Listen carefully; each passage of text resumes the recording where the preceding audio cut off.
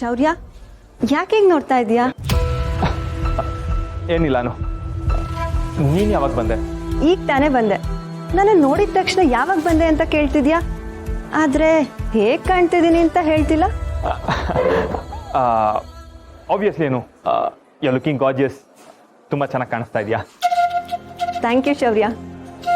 ನಾನು ಬರ್ತಿದ್ದ ಹಾಗೆ ಪ್ರಪಂಚನೇ ಮರೆತು ನನ್ನನ್ನೇ ನೋಡ್ತಿದ್ಯಲ್ಲ.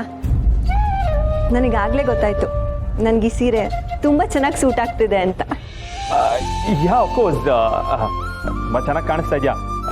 ಯಾವತ್ತೂ ನಿನ್ನನ್ನು ಈ ಥರ ನೋಡಿರಲಿಲ್ವಲ್ಲ.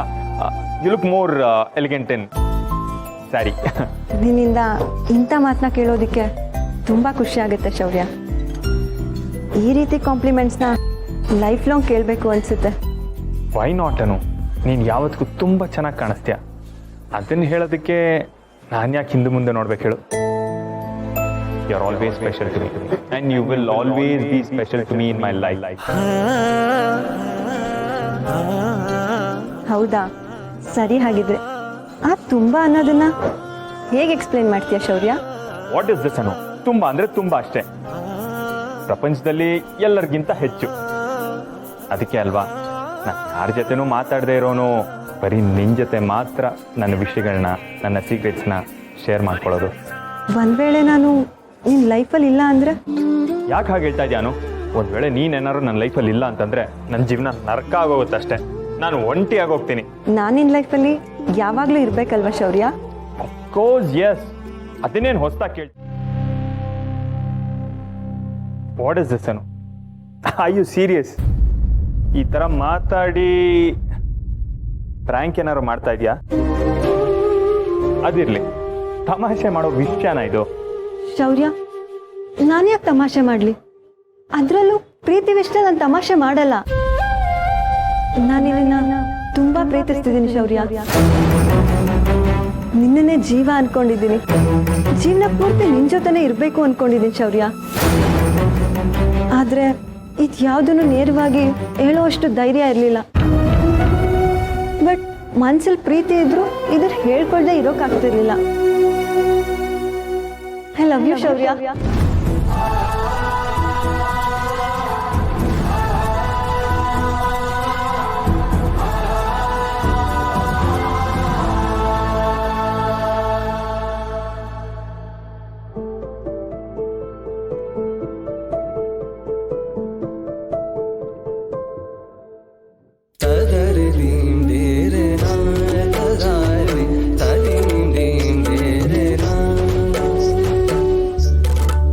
ಮಾತಾಡ್ತಾ ಇದೆಯಾ ಅಂತ ನಿನಗೆ ಗೊತ್ತಾಗ್ತಾ ಇದೆಯಾ? ನಿನಗೆ ಯಾಕಿಂತ ಥಾಟ್ಸ್ ಎಲ್ಲ ಮೈಂಡಿಗೆ ಬಂದಿದೆ? ಅಲ್ಲ, ಈ ಮಾತನ್ನ ಬೇರೆ ಯಾರಾದರೂ ಹೇಳಿದಿದ್ರೆ ನಾನು ರಿಯಾಕ್ಟ್ ಮಾಡೋ ರೀತಿನೇ ಬೇರೆ ಇರ್ತಿತ್ತು. ಈಗಲೂ ನೀನು ಆಡಿರೋ ಮಾತುಗಳಿಂದ ನನಗೆ ಕೋಪ ಇದೆ. ಆದರೆ ನನಗೆ ಕೋಪ ತೋರಿಸ್ಕೊಳ್ಳೋದಕ್ಕೆ ಇಷ್ಟ ಇಲ್ಲ.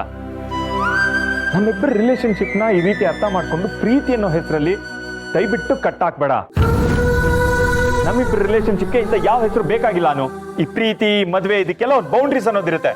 ನಾನು ಇದನ್ನೆಲ್ಲ ಮೀರಿ ಮನ್ಸಲ್ಲಿ ಇಷ್ಟೆಲ್ಲ ಫೀಲ್ ಇರುವಾಗ ಅದನ್ನ ಪ್ರೀತಿ ಅಂತ ಹೇಳಿದ್ರಲ್ಲಿ ತಪ್ಪೇನಿದೆ?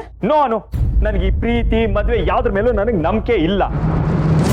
ಪ್ರೀತಿ ಮಾಡಿದೀವಿ ಅಂತ ಮದುವೆ ಆಗೋದು, ಮದುವೆ ಆಗಿದೀವಲ್ಲ ಅಂತ ಕಷ್ಟನೋ ಸುಖನೋ ಅಂತ ಜೀವನ ನಡೆಸೋದು, ಜೀವನ ಮಾಡ್ತಾ ಇದೀವಿ ಅಂತ ಮಕ್ಕಳು ಮಾಡ್ಕೊಳ್ಳೋದು, ಅವ್ರ ಜೀವನಕ್ಕೋಸ್ಕರ ಒದ್ದಾಡೋದು, ಏನಿದೆಲ್ಲ? ನನ್ನ ಜೀವನದಲ್ಲಿ ಬೇರೆ ಗುರಿನೇ ಇದೆ. ಆ ಗುರಿನ ನಾನು ತಲುಪಬೇಕು ಅಂತಂದ್ರೆ ನೀನ್ ನನ್ನ ಜೊತೆಲಿ ಇರಬೇಕು. ನಮ್ಮಿಬ್ರು ಫ್ರೆಂಡ್ಶಿಪ್ ಇದೆಯಲ್ಲ, ಅದೆಲ್ಲ ಸಂಬಂಧಗಳಿಗಿಂತ ತುಂಬಾನೇ ಪ್ರೆಷಿಯಸ್. ರಾಖಿ ಕಟ್ಟಿದ್ರೆ ಅಣ್ಣ, ತಾಳಿ ಕಟ್ಟಿದ್ರೆ ಗಂಡ, ಫ್ರೆಂಡ್ಶಿಪ್ ಬ್ಯಾಂಕ್ ಕಟ್ಟಿದ್ರೆ ಫ್ರೆಂಡು, ಇದೆಲ್ಲ ಅಷ್ಟಕ್ಕೆ ಸೀಮಿತ ಆಗ್ಬಿಡುತ್ತೆ. ಆದ್ರೆ ನಿನ್ನ ನನ್ನ ಬಾಂಡಿಂಗ್ ಎಲ್ಲದಕ್ಕಿಂತ ದೊಡ್ಡದು, ಸ್ನೇಹಕ್ಕೂ ಮೀರಿದ್ದು, ಪ್ರೀತಿಗಿಂತ ದೊಡ್ಡದು. ಇದೇ ಕೊನೆ. ಇನ್ ಯಾವತ್ತು ಈ ವಿಷಯಗಳನ್ನ ನನ್ನ ಹತ್ರ ಮಾತಾಡ್ಬೇಡ. ನಿನ್ ಮೈಂಡಲ್ಲಿ ಇಂಥ ಕೆಟ್ಟ ಕೆಟ್ಟ ಥಾಟ್ಸ್ಗಳನ್ನ ಇಟ್ಕೋಬೇಡ. ನೀನ್ ಯಾವತ್ತಿದ್ರು ನನಗೆ ಹತ್ರವಾಗೇ ಇರ್ತೀಯ. ಈ ರೀತಿ ಎಲ್ಲ ಮಾತಾಡಿ ನನ್ನಿಂದ ದೂರ ಆಗೋವಾಗ ಮಾಡ್ಕೊಂಬೇಡ. ಅಷ್ಟೇ ಅಲ್ಲ, ಮತ್ತೆ ಈ ರೀತಿ ಚೇಷ್ಟೆ ಮಾಡಿ ನನ್ನ ಮೂಡ್ನ ಹಾಳು ಮಾಡಬೇಡ.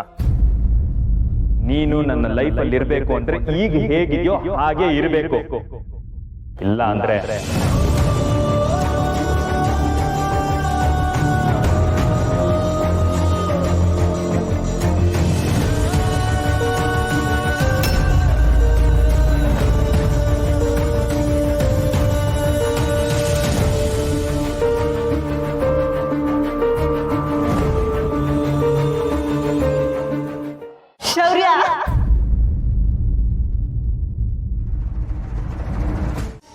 ನಾನು ಯಾವಾಗಲೂ ನಿನ್ನ ಬೆನ್ನ ಹಿಂದೆನೇ ಇರ್ತೀನಿ. ಸರ್, ನೀವು ಹೇಳೋದು ಕೇಳ್ತಾ ಇದ್ರೆ ದೇವ್ರು ಬೇರೆ ಎಲ್ಲೂ ಇಲ್ಲ, ನನ್ನ ಬೆನ್ನಿಂದನೇ ಇದ್ದಾನೆ ಅನ್ಸುತ್ತೆ ಸರ್. ಛೇ ಛೇ ಛೇ ಛೇ, ನಾನು ದೇವರಲ್ಲ, ನಾನು ನಿನ್ನಾಗೆ ಒಬ್ಬ ಸಾಮಾನ್ಯ ಮನುಷ್ಯ. ನನಗೂ ನಿನ್ನ ಹಾಗೆ ಆಸೆ ಆಕಾಂಕ್ಷೆಗಳಿದೆ.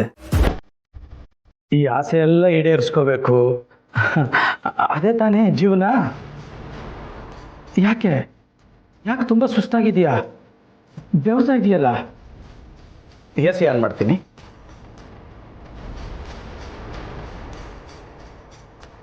ನೀರು ಕುಡಿಯೋಕ್ಕೆ